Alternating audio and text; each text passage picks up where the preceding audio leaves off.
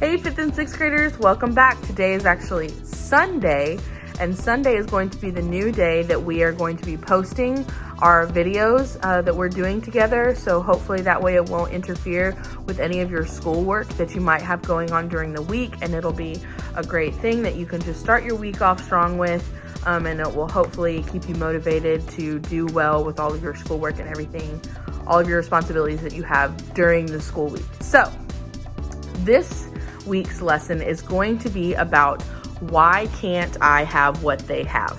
Does anybody know what the word covet means? And that's coming from the last commandment in the 10 Commandments, thou shalt not covet.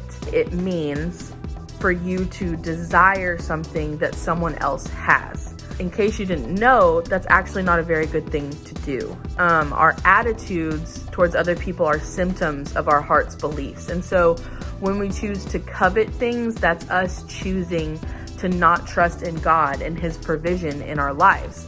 It's almost like doubting our belief in God and that He's going to provide for us.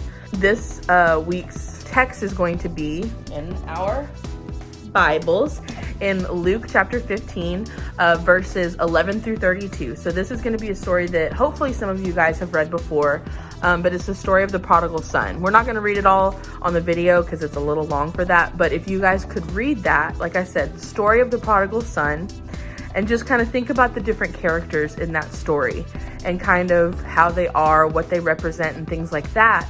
And think about the ways that the characters in that story are coveting things in the world, right? The world tells us to think of ourselves first, always.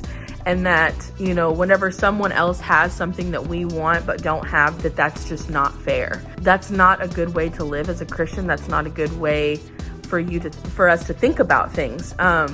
Because at the end of the day, God is always going to provide what we need when we trust in Him and believe in Him. You can't get caught up in this comparison game because there's always going to be something else that you want or always going to be something else that you need.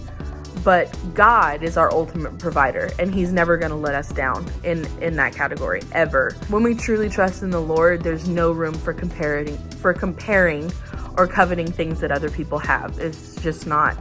There's no room for it. This week's challenge is going to be, I want you guys to, again, take a sticky note, and this time think about something that in this season, so season of Corona and quarantine and all of the things that are going on right now, think of something that you are thankful that God has provided for you. So that could be extra time to spend at home with your family, or sleeping, or things like that. That could be, you know, a fun activity that you and your family are doing together now that you're at home together and things like that. Whatever that might be, think of that thing that you're thankful for and write it down on a sticky note.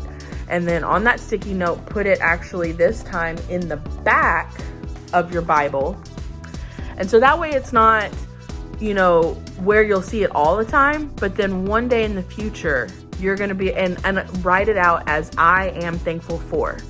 So in the future, whenever you come back and find it, you'll be able to see and remember, oh my goodness, I remember this, and I remember being thankful for this, and I remember God was providing for me even in that crazy time that the world was crazy and everything that was going around was so weird and nothing that we're used to. But God was providing then, and God is still providing for you now. It'll be a good reminder of Him being our ultimate provider and that He's never going to leave us hanging when we trust in Him. So hopefully you guys are doing that. I can't wait to see you guys next week. Do strong in school. Y'all are almost done, even though it kind of feels weird because you're not going to school. You're doing everything at home. But I know you guys are going to finish out the year strong, and I can't wait to see y'all next week. Bye.